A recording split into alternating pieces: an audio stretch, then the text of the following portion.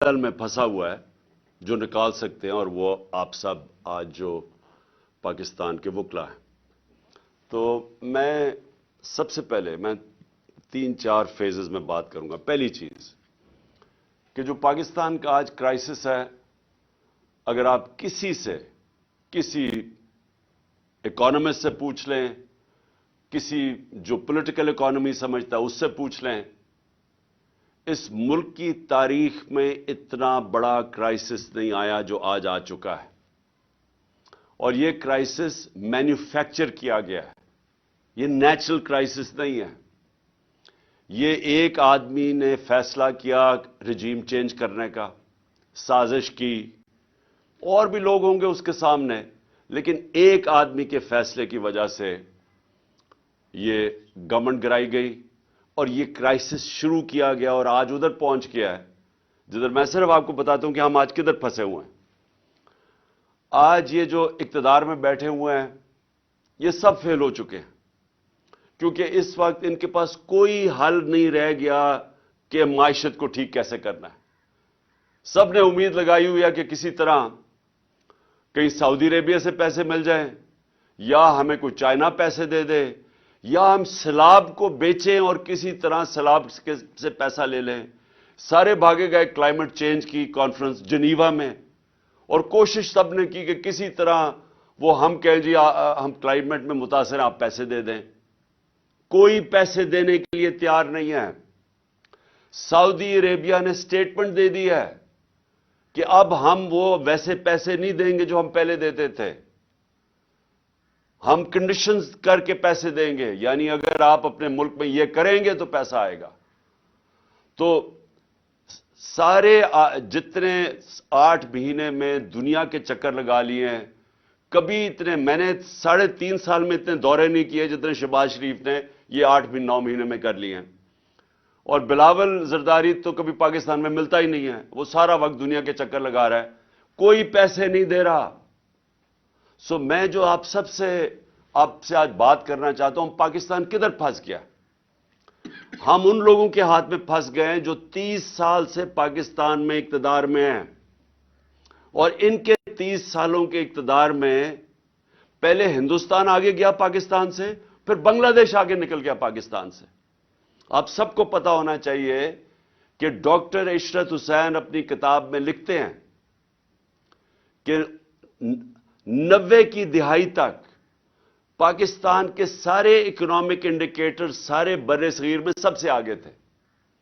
जब से ये 2 खानदान आए हैं, इनकी दौलत में मुसलसल इजाफा होता गया, ये पाकिस्तान के अमीर तरीन खानदान बन गए हैं और इनका पैसा बाहर पड़ा है। लेकिन पाकिस्तान आहिस्ता आहिस्ता डूबता डूबता गिरता गिरता आज इधर पहुंच गया है कि हमारे पास इस मुल्क की तारीख के सबसे कम रिजर्व्स रह गए हैं। हम उधर खड़े हैं जिधर आज दुनिया प्रेडिक्ट कर रही है कि पाकिस्तान में श्रीलंका का सिचुएशन आने लगा है। हमारे आज वो हाल है, आज बिजनेस कम्युनिटी से पूछें कि आज पाकिस्तान किधर खड़ा है। इस मुल्क की तारीख में कोई तसव्वुर नहीं कर सकता था कि हम इतना नीचे जा सकते हैं। आज हमारे पास एलसीज खोलने के पैसे नहीं हैं, और खौफ यह है कि जिस तरह श्रीलंका में आखिर में तेल के लिए पैसे नहीं बचेंगे जब तक कि कोई पैसा ना दे। और पैसा किसने अब देना है? कोई बाहर से पैसा देने के लिए तैयार नहीं है। हमारे पास कोई अब कमर्शियल बैंक पाकिस्तान को लेंड करने के लिए नहीं तैयार, क्योंकि पाकिस्तान का जो डिफॉल्ट रिस्क रेशो है वो 5% था जब अप्रैल में, आज वो तकरीबन 90% पहुंच गया। यानी लोगों को अब कोई इत्मीनान नहीं कि पाकिस्तान को अगर पैसे दे वो वापस करेगा। और आईएमएफ अब पैसे तब देगा जब हम उनकी शराइत माने। उनकी शराइत अब ये हैं कि हर चीज अब महंगी होने लगी है। अगर हम शराइत मानते हैं तो अगर आज 50 साल में सबसे ज्यादा महंगाई है तो उनकी शराइत मांगेंगे तो ये मजीद और महंगाई 50% और बढ़ जाएगी। हर चीज महंगी होगी क्योंकि रुपया गिरेगा, और जब रुपया गिरेगा तेल महंगा, डीजल पेट्रोल की कीमतों में, बिजली की कीमतों में मजीद इजाफा, और उसके अलावा जो भी हम समझते हैं कि जो बिजनेसेस جو انٹرسٹ ریٹ ہے وہ سکویز ہوتی جائیں گی, بے روزگاری بڑھ رہی ہے, فیکٹریاں بند ہو رہی ہیں. سو اس لیے جدھر آج ہم کھڑے ہیں, میں اب آپ سب کے سامنے کہنا چاہتا ہوں کہ صرف ایک طریقہ ہے نکلنے کا, اور باقی چیزیں آپ کئی کر سکتے ہیں, لیکن سب سے پہلے ایک طریقہ ہے, اور اس میں آپ سب کی اس ملک کو اب مدد ہے, اور وہ ہے rule of law. Rule of law کا مطلب یہ ہے کہ ایک ملک کے اندر جو انصاف کا نظام ہے اس کے اوپر لوگوں کو اعتماد ہو. اس ملک میں کمزور اور طاقتور کے لیے ایک ہی قانون ہو. اس پاکستان دیکھ لیں, جو سب سے تیزی سے ترقی کر رہا تھا اپنی 17 سال کے بعد, تیسرے سال 5.7% گروتھ ریٹ اور چوتھے سال 6% گروتھ ریٹ, انڈسٹری گرو کر رہی تھی, ایکسپورٹس گرو کر رہی تھی, ہماری زراعت گرو کر رہی تھی 4.5%. 17 سال کے بعد ٹیکس کلیکشن میکسیمم تھی, سروسز انڈسٹریز گرو کر رہی تھی. اس کو کیسے ہوا کہ اس کو آج آ کے یہاں پاکستان کھڑا ہو گیا؟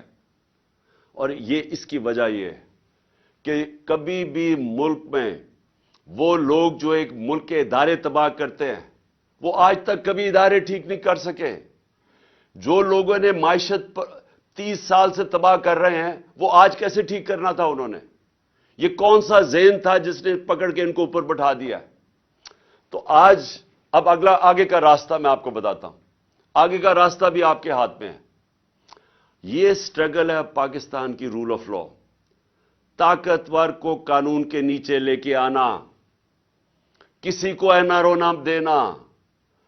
جب تک لوگوں کو ہمارے انصاف کے نظام کے اوپر اعتماد نہیں ہوگا, خوشحالی نہیں آنے لگی, اس سے نہیں نکلنے لگے. اور میں آج آپ کو کہوں, کیونکہ میں سب سے بہتر بیرون ملک پاکستانی کو جانتا ہوں, سب سے زیادہ انہوں نے میری مدد کرکٹ کے زمانے سے ان کو جانتا ہوں. اس کے بعد جب شوکت خان اب بنائے تو انہوں نے سب سے زیادہ مدد کی, نمل یونیورسٹی تو انہوں نے مدد کی, ابھی سیلاب کے لیے پیسے اکٹھے کیے تو آدھا پیسہ ادھر سے آیا, آدھا اس لیے نہیں آ سکا کیونکہ سسٹم نہیں تھا ہمارے پاس وہ پیسے ریپیٹریٹ کرنے کا, نہیں تو اس سے بھی زیادہ آنا تھا. اور آج سب سے جو ہمارے زمانے میں جو چیز, ایک تو ایکسپورٹس ہم نے بڑھائی, دوسری ریمیٹنسز. ہمارے زمانے میں ریکارڈ ریمیٹنسز آئی ہیں. جب ہم 2018 میں آئے تھے تو $19 ارب ریمیٹنسز تھی. ہم جب گئے ہیں 3.5 سال کے بعد تو $21 ارب کی ریمیٹنسز تھی اور بڑھ رہی تھی. تو یہ جو آپ کا اثاثہ, یہ یاد رکھیں, اب کوئی اس ملک کو نہیں نکالے گا اس دلدل میں سے سوائے بیرون ملک پاکستانی. یہ اگر ہم نے اس سے نکلنا ہے, یہ جو بھی آپ کو کوئی کہہ رہا نا دنیا کا بہترین اکانومسٹ لے آئیں, وہ مجھے سمجھائے کہ ہمارا جو ڈالر گیپ ہے وہ کیسے پورا ہوگا. ہمارا مسئلہ کیا ہے کہ ہم نے کبھی ایکسپورٹس کے اوپر زور ہی نہیں لگایا. نون لیگ کے پچھلے 5 سال میں ایکسپورٹس بڑھی نہیں. جب یہ 99 میں گئے تھے تب بھی ایکسپورٹس نہیں بڑھی. تو جب دولت ہی نہیں آ رہی, ڈالرز نہیں آ رہا, تو ملک خوشحال کیسے ہونا ہے؟ تو ہم نے ایکسپورٹس کو تو بڑھانا ہے لیکن وہ ٹائم لگے گا. تو جو سب سے جو چیز کر سکتے ہیں بیرون ملک پاکستانیوں کی ریمیٹنسز اور انویسٹمنٹ لے کے آنی ہے. یہ اصل بات سمجھیں. ابھی تک وہ ریمیٹنسز بھیجتے ہیں, انویسٹمنٹ نہیں بھیج رہے. جب ان کے پلاٹس کے اوپر قبضہ ہو جاتا ہے, کیونکہ یہاں قبضہ گروپ پھیل رہے ہیں اور رول آف لا نہیں ہے, تو وہ سرمایہ کاری کیسے کریں گے؟ تو آپ سب وہ کمیونٹی بیٹھی ہے جو بات سمجھتی ہے میں کیا کہہ رہا ہوں. میں نے آج تک کبھی برطانیہ کے اندر جتنی میری 20-25 سال زندگی گزاری, کبھی کسی قبضہ گروپ کا نام نہیں سنا. میں نے یورپ میں کبھی قبضہ گروپ نہیں سنے, امریکہ میں کمیونٹی کبھی قبضہ گروپ نہیں ہے. یہ مڈل ایسٹ میں آ جائیں, یہاں جو آپ کے ورکرز ہمارے جو وہاں کام کرتے ہیں, کبھی سعودی عربیہ میں سنا ہے قبضہ گروپ ہے, کبھی دبئی میں سنا ہے قبضہ گروپ ہے. کیوں جا کے پاکستانی یہاں فیکٹریاں نہیں لگاتے, دبئی میں چلے جاتے ہیں, سعودی عربیہ میں چلے جاتے ہیں, ملیشیا میں فیکٹریاں لگا دیتے ہیں؟ کیوں پاکستانی یہاں سے مر کے نکلتے ہیں باہر, کئی دفعہ فراڈلنٹ ویزے لے کے, لیکن وہاں جا کے خوشحال ہو جاتے ہیں برطانیہ میں, یورپ میں. کیوں جاتے ہیں؟ کیونکہ وہاں رول آف لا ہے, وہاں ان کی محنت کو پھل ملتا ہے. یہاں کیا ہے کہ سارے چور اوپر آ کے بیٹھ گئے ہیں. ہر پاکستان کا بڑا ڈاکو آج بڑے عہدوں پہ بیٹھ گیا ہے, اور لیگلی اپنے کیسز معاف کروا رہا ہے. یعنی قانون انہوں نے پاس کیا اسمبلی میں جس کی کوئی پریسیڈنس نہیں ہے ڈیموکریسیز میں. اس کا کوئی مثال نہیں ہے کہ بیٹھ کے انہوں نے ایک شک بائی شک نیب کے اندر چینجز کیے ہیں جسے ایک ایک منٹ سے بچ گیا. اور چوریاں میں پھر سے ریپیٹ کرتا ہوں, یہ جو کرپشن ہمارے دور کے نہیں ہیں, یہ پرانے ہیں. یہ ان کے اپنے دور کے سارے کیسز ہیں جو انہوں نے معاف کروا لیے. اب پہلے مشرف نے معاف کیے, اب جنرل باجوہ نے ان کو پورا موقع دیا NRO 2 دینے کا. اب میرا سوال یہ ہے کہ جب تک ہم سب مل کے اس رول آف لا کے لیے جنگ نہیں لڑیں گے, یہ جہاد ہے. انصاف کے لیے تو سارے اللہ کے پیغمبروں نے حکم دیا تھا. جو جہاد, یہ جہاد کا کانسیپٹ کیا ہے؟ جہاد کا ہر کوئی جہاد کہتا ہے. جہاد کی سب سے بڑی چیز ہے نا انصافی, ظلم کا مقابلہ کرنا جہاد ہے.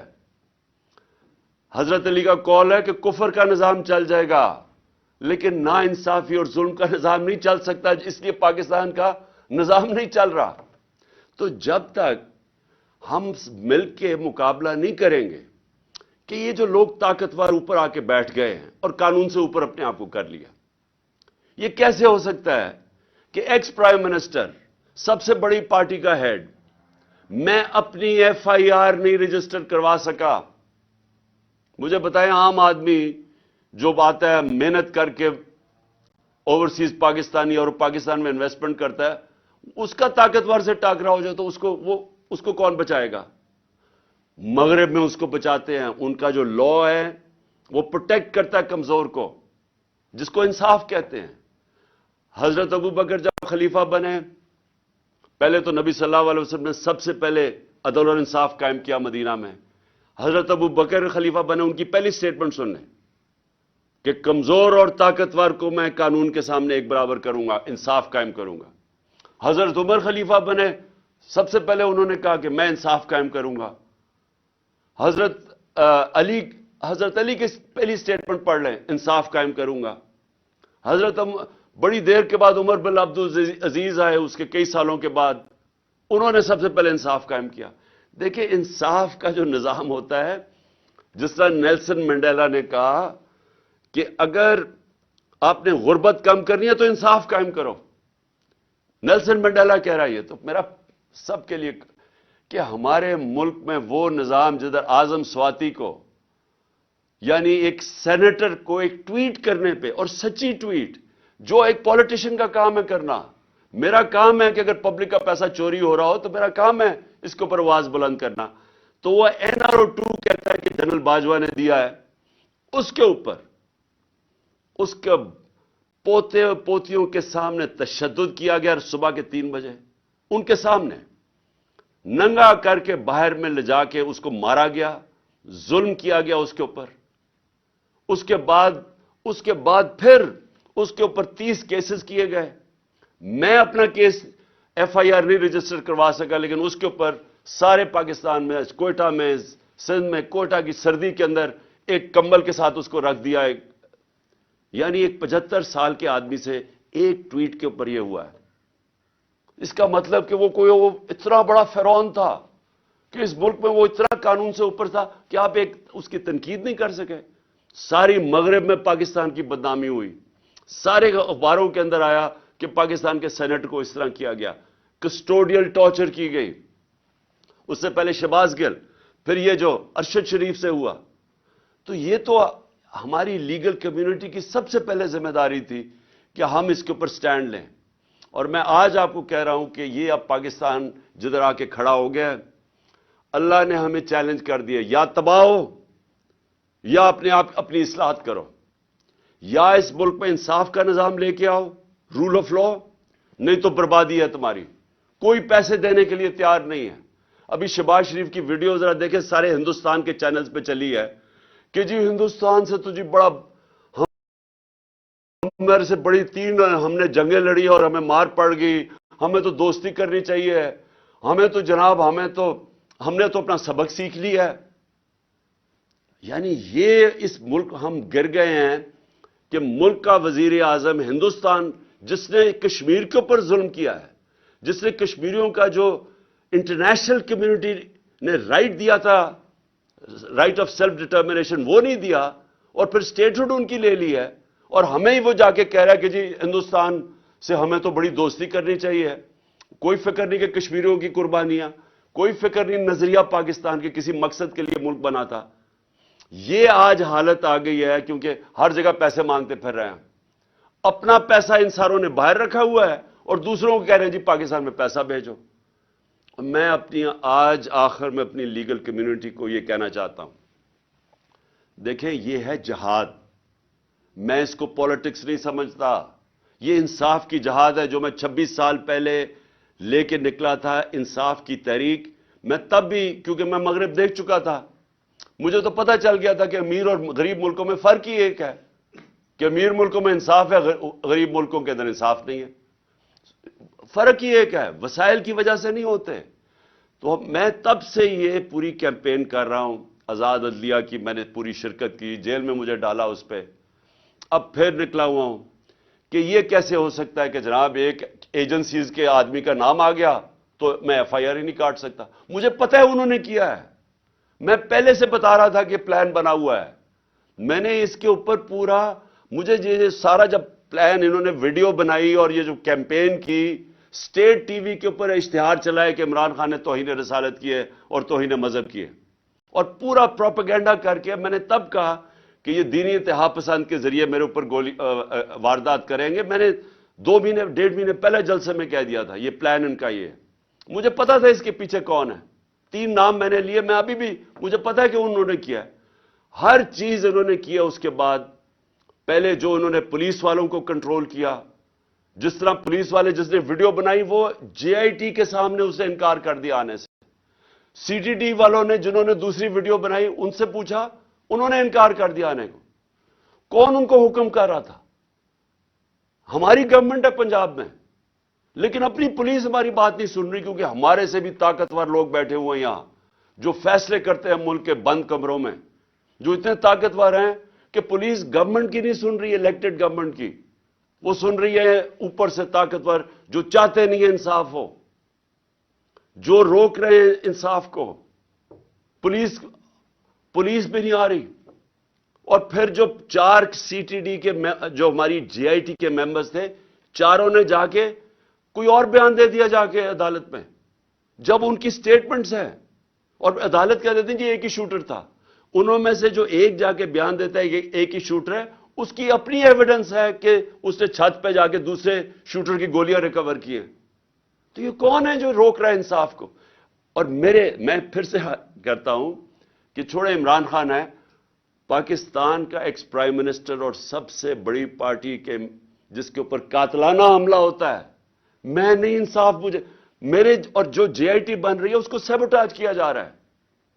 اور اگر مجھے تھوڑا سا بھی شک تھا نا کہ یہ 3 بڑی بڑی طاقتور شخصیت جنہوں نے کیا ہے، یہ سارا شک میرا دور ہو گیا ہے، جس طرح یہ پوری کوشش کر رہے ہیں کہ کسی طرح انصاف نہ ملے۔ تو اگر مجھے انصاف نہیں مل سکتا تو سوچیں کہ عام آدمی کا کیا حال ہوگا، اور اوورسیز پاکستانی وہ کیوں پاکستان میں آ کے پیسہ لگائے گا جب اس کو اعتماد ہی نہیں ہے پاکستان کے جسٹس سسٹم میں۔ اس لیے میرا پھر سے میں کہتا ہوں کہ اللہ نے ہمیں چیلنج کر دیا ہے پاکستانی قوم کو، اگر آپ نے بچنا ہے تو اس ملک میں انصاف کا نظام لے کے آؤ، نہیں تو حضرت علی کا قول کہ کفر کا نظام چل جائے گا، ظلم کا نظام نہیں چل سکتا، یہ نظام نہیں چل سکتا۔ اب آگے کوئی پیسے دینے کے لیے تیار نہیں ہے، سیلابوں کو بیچتے رہے ہیں پیسے لینے کے لیے، اس سے پہلے ہم جی دہشت گردی کی جنگ لڑ رہے ہیں ہمیں پیسے دو، ہم جی بنیاد پرستی کے ساتھ کھڑے ہیں ہمیں پیسے دو، بیکاریوں کی طرح ہم پیسے مانگتے رہے ہیں، اپنی عزت کھو بیٹھے ہیں۔ اور آج یہ ٹائم آیا ہے، جو ہندوستان کے ٹی وی پہ دیکھیں جو شہباز شریف کا مذاق اڑ رہا ہے کہ شہباز شریف انہیں کہہ رہے ہیں ہم تو دوستی کرنا چاہتے ہیں، جس میں ساری ہماری غلطیاں ہیں کہ یہ دہشت گردی ہماری وجہ سے، جو ہندوستان کا موقف ہے۔ اور ہندوستان آگے سے کیا کہہ رہا ہے؟ پہلے آپ دہشت گردی ختم کرو پھر بات کریں گے۔ اس سے زیادہ ذلت میں نے نہیں اپنی تاریخ میں دیکھی کہ ہمارے ملک کی ہو۔ اور یہ آگے اگر ہم نے اپنے آپ کو نہ اصلاح کیا تو مجھے خوف ہے کہ آگے مزید ہمارے ملک کے وہ امتحان آنے والے ہیں جو برداشت نہیں کر سکیں گے۔ بہت بہت شکریہ. پاکستان زندہ باد.